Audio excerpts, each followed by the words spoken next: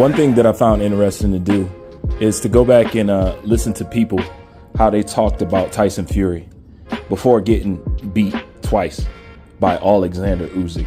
And it's hella interesting and it's made good for the conversation. So we're going to listen to some things that Timothy Bradley said about Tyson Fury prior to the Usyk losses. So we're going to go ahead and listen to this. And I'm going to come back with some commentary.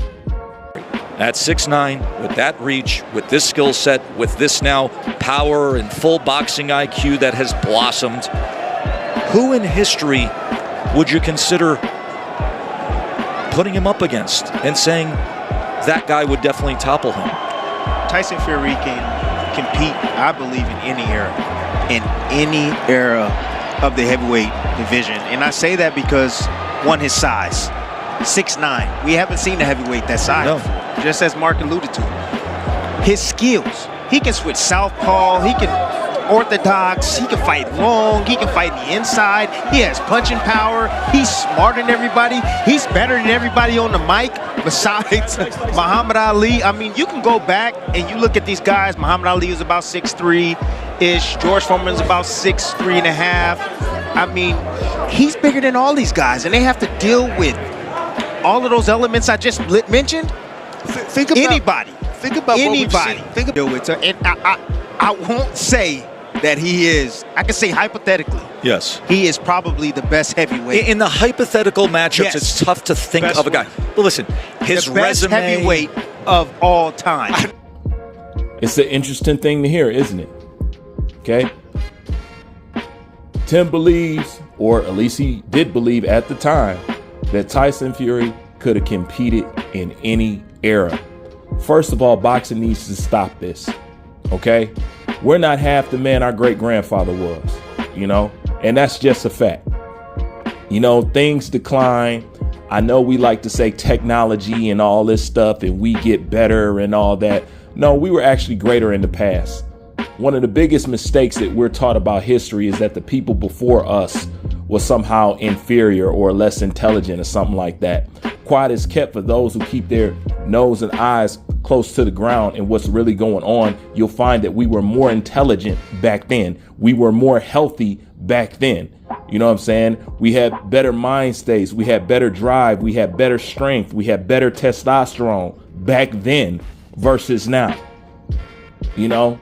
So if you want to take it to a scientific level, you know what I'm saying, or a biology level, since people saying, well, you know, we have this time, we have that at that time, we have all this stuff, and still we can't match the testosterone of our great grandfather. Now that's a fact, okay?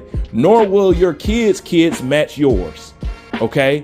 Our stuff has been going down. Now this is biological ever since.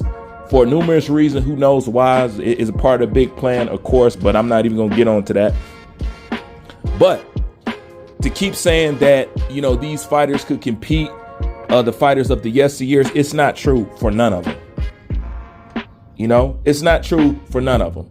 There's barely a handful of fighters that compete in the era that these people like to shine on or shimmy these guys up next to, you know?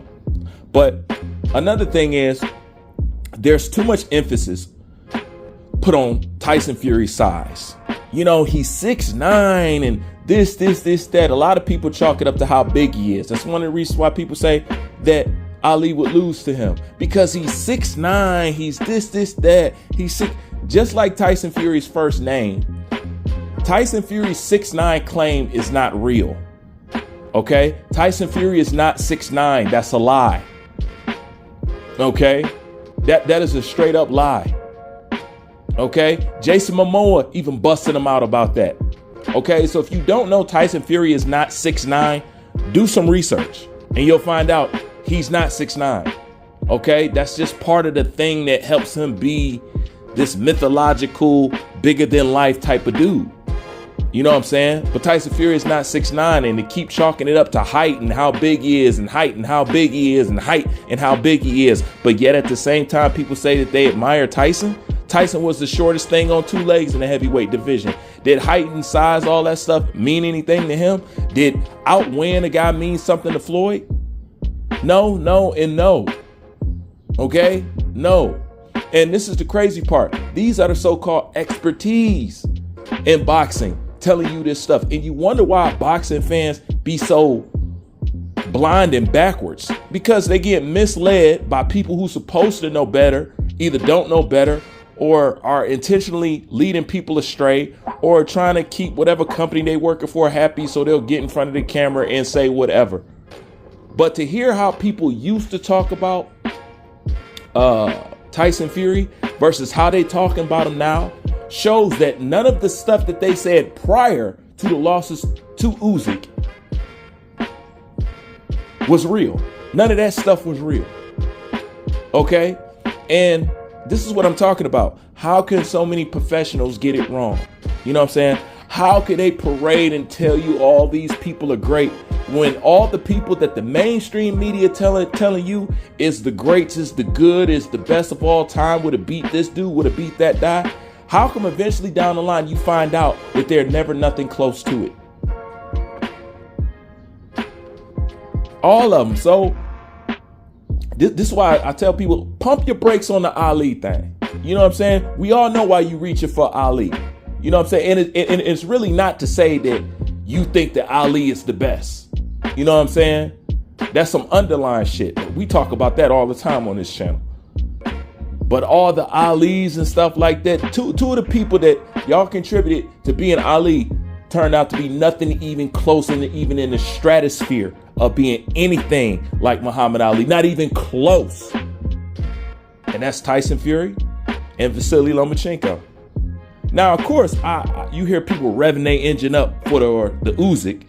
Now they got the Usyk on the Ali train, but you would think they would learn their lesson. But, you know, you need to let people run away with their feelings, because they trying to fill another gap, and they trying to use boxing to fill that gap. We already know what that is. You know what I'm saying? We also talk about that a lot. But the point is that a lot of people had a lot of praise and said a lot of things about Tyson Fury based off beating one-trick pony Deontay Wilder, when nobody else would have got that kind of praise for beating Deontay Wilder. But the right elements was there. Yes. It's tough to think of a guy.